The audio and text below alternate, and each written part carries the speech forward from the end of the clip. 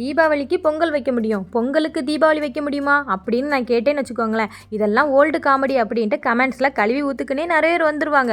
நான் அதுக்காக சொல்ல வரல. இன்றைக்கி எங்கள் வீட்டில் வரகரிசி பொங்கல். இந்த வரகரிசி பொங்கல் வைக்கிறதுல பல அட்டம்ப்டை சந்தித்து நான் ஃபெயிலியர் ஆகிருக்கிறேன். அதாவது தண்ணி கம்மியாக வச்சா வரகரிசி பொங்கல் வரன்னு வந்துடுது. இவங்க கூட யாரையாவது சேர்த்து விடலாம் அப்படின்ட்டு பச்சரிசியை போட்டால் வரகரிசி மட்டும் வந்திருக்கும், பச்சரிசி வேகவே செய்யாது.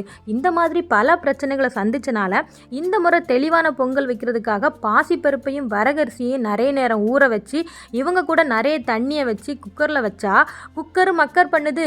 அப்புறம் 2 மண்டையில் தட்டை போட்டு வேக வச்சு எடுத்தாச்சு. அடுத்து இவங்க கூட இஞ்சியை போட்டால் இஞ்சியை பார்த்தோன்னே எல்லாரும் மூஞ்சும் இஞ்சி தின்ன மங்கி மாதிரி ஆயிடுது. மிளகு ஒரே ஒரு மிளகு தான் போடுவேன், அதுவும் கரெக்டாக என் ஹஸ்பண்ட் கையில் தான் கிடைக்கும். பொங்கல் கோயில் பொங்கல் மாதிரி வரணுங்கிறதுக்காக என் கையையும் நெய்யையும் நிறைய விட்டு பண்ணியாச்சு. கடைசியில் பொங்கல் ஓவராக பொங்கி வீடு ஃபுல்லாக சிந்தியாச்சு.